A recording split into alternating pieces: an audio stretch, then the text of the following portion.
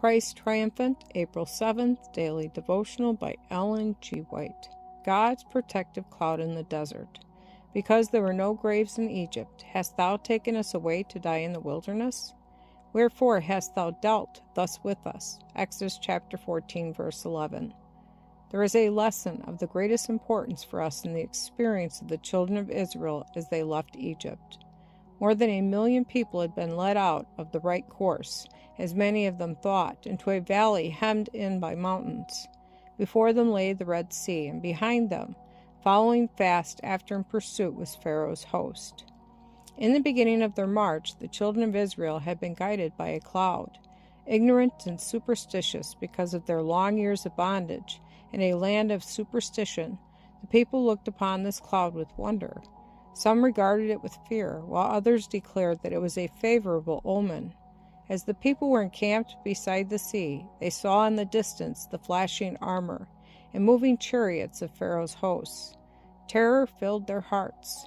Some cried unto the Lord, but by far the greater part hastened to Moses with their complaints. Moses was greatly troubled that his people should manifest so little faith in God. Notwithstanding, they had repeatedly witnessed the manifestation of his power in their behalf.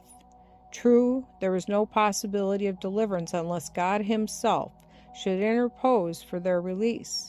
But having been brought into this position in obedience to the divine direction, Moses felt no fear of the consequences. His calm and assuring reply to the people was, "Fear ye not, stand still, and see the salvation of the Lord." Exodus chapter 14, verse 13. It was not an easy thing to hold the hosts of Israel in waiting before the Lord. Lacking discipline and self-control, they became violent and unreasonable. The wonderful pillar of cloud had been followed as the signal of God to go forward, but now they questioned if it might not foreshadow some great calamity, for had it not led them on the wrong side of the mountain into an impassable way?